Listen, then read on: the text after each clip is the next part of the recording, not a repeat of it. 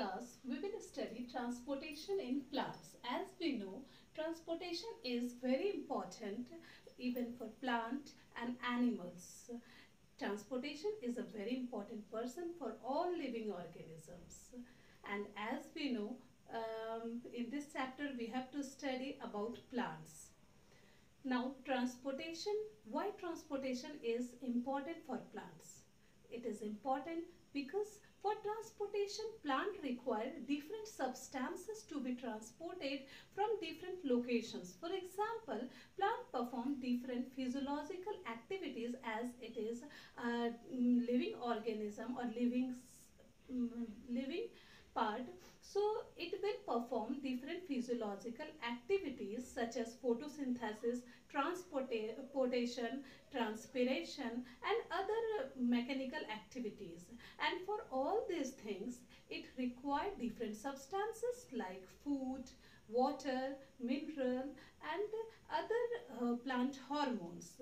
And all these things are available at different locations. For example, for photosynthesis, plant require water, and water is available in the soil, and it also requires minerals. So minerals is dissolved in water only, and from the soil plant absorb water and minerals with the help of root.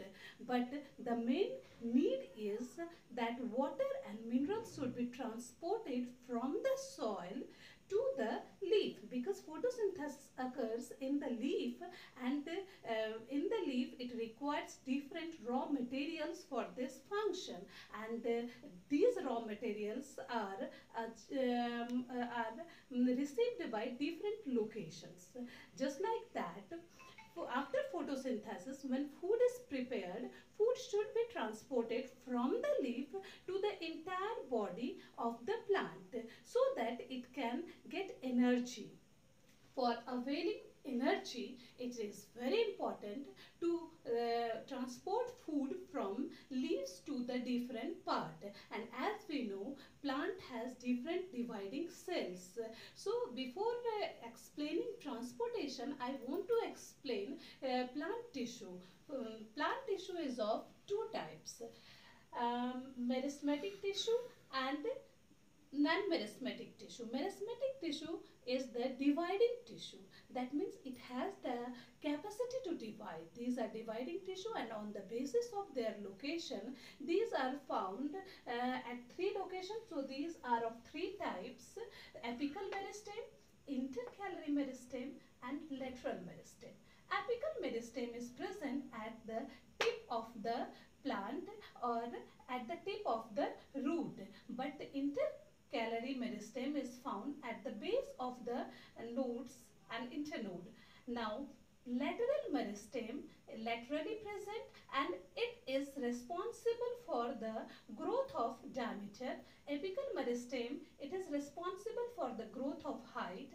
So these type of meristematic tissue is present, and this meristematic tissue has the ability to divide, and this, due to this ability, it requires energy, and for energy it requires food, and food is synthesized in the leaf.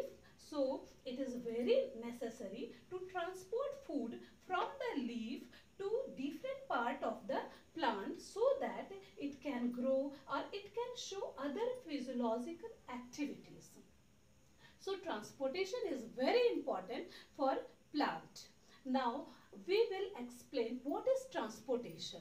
So transportation is the process. It is a process in which any substance that is absorbed, as we know, in transportation water is absorbed from the root, and in the leaf food is synthesized. So any substance that is absorbed or synthesized in one part of the plant is transported to other part of the plant, and this process is only known as transportation. So translocation also I will explain. Translocation is the term given to the transportation of food. So for transportation of water, minerals and food, different types of tissue is responsible. For example, xylem is responsible, or xylem is involved involved in the transportation of water, and phloem is involved in the transportation of food. And the main two important points are written here, and I just want to explain these: the unidirectional transportation and bidirectional transportation. Unidirectional, and that is performed by xylem. So xylem shows always unidirectional transportation and phloem shows bidirectional transportation. So what is unidirectional and bidirectional transportation? So for understanding this, first of all we will have to understand what is the function of xylem. Xylem performs the movement of water from root to the stem or other part of the plant, whereas phloem means its function is to translocate food from leaves to other parts of the plant. So as we know, leaf is found in the upper portion of the plant. So food is transported from leaves to the storing portion of the plant, and the meristematic tissue, because meristematic tissue is present everywhere, either whether root or the stem. So food will be transported in all the direction, that means downward also and upward also. That's why food translocation is bidirectional transportation, whereas water transportation, water is absorbed from the root to the upper direction. So water transportation is the unidirectional transportation. Now it is clear that xylem and phloem is also participate in transportation. Now we will understand how transportation occurs in plant. So transportation is mainly of two types: long distance transportation and short distance transportation. Long distance transportation involves xylem and phloem, whereas short distance transportation, if we take very small sized plant, so in short distance transportation, it can be performed by either active transport, passive transport, that is further divided into diffusion and osmosis. But if we take tall trees, in that xylem and phloem are involved. Now I will explain each and every term of short distance transportation in detail. Short distance transportation is further divided into two types of transportation, that is active transport and passive transport. Passive transport is further divided into diffusion and osmosis. Diffusion is the movement of atom or molecule or ion of a material from an area of high concentration to low concentration. That means diffusion occurs with the concentration gradient, means from high concentration to low concentration. And in this process, we have to keep in mind some points, some facts. For example, for diffusion, energy is not required, and for diffusion, no need of any semi-permeable membrane. Diffusion occurs for the solute particles. Now I will discuss osmosis. Osmosis is the movement of water molecules from a region of higher concentration to a region of lower concentration. So the important point is osmosis is the movement of water molecules, and in this process energy is not needed to move molecules. It requires a semi-permeable membrane to occur, and this is the most important thing to remember, that it requires a semi-permeable membrane to occur, and it occurs faster as temperature increases.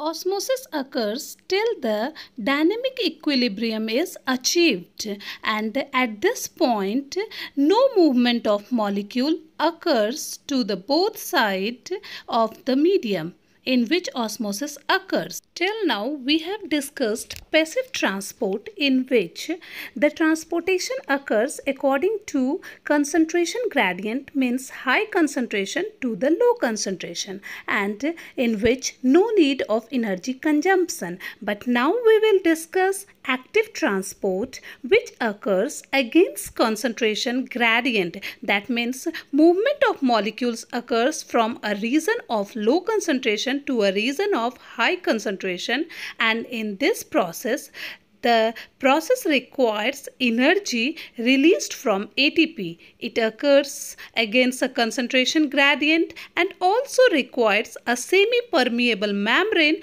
to occur. Now short distance transportation is completed, and we will discuss about long distance transportation that involves xylem and phloem. Xylem is mainly responsible for the conduction of water and minerals from the root to other part of the plant, and it is made up of 4 types of cells. These are xylem parenchyma, xylem fiber, xylem tracheids and xylem vessels. Now we will study about phloem. The main function of phloem is to transport prepared food materials from the leaf to the storage organs and the growing regions. It is a complex tissue made up of 4 kinds of cells. These cells are companion cells, xylem parenchyma, sieve cells and sieve plate. This slide is showing a section of a stem showing xylem and phloem. Upward arrows indicate movement of water through xylem, and downward arrows indicating movement of food through phloem. As I told you earlier, xylem moves the substances in one direction, that means in upward direction only, whereas phloem translocate the food in both the direction, upward also and downward also, that means bidirectional movement of food molecules. Now I will discuss absorption of water and minerals. Water and minerals are absorbed by the root hairs of the plants from the soil. Root hairs contain cell sap of higher concentration than the surrounding water. Since the concentration of water molecule is higher in the soil, so due to osmosis, water and minerals are absorbed by the cell of root hairs. After absorption of water by osmosis, its concentration becomes more in the root hairs than the neighboring cells. So, water moves from the root hairs to the xylem cells. Water is then conducted along the length of the plant by osmosis. Now we will study about absorption of minerals. Mineral absorption occurs. Absorption occurs by 2 processes. These are diffusion and active transport. Diffusion occurs when the concentration of mineral molecule is higher in the soil than the root hair cells. But in case the concentration of mineral molecules is low in the soil than the root hair cells, the absorption of minerals takes place through active transport, that means against the concentration gradient, and plant also require energy for this process.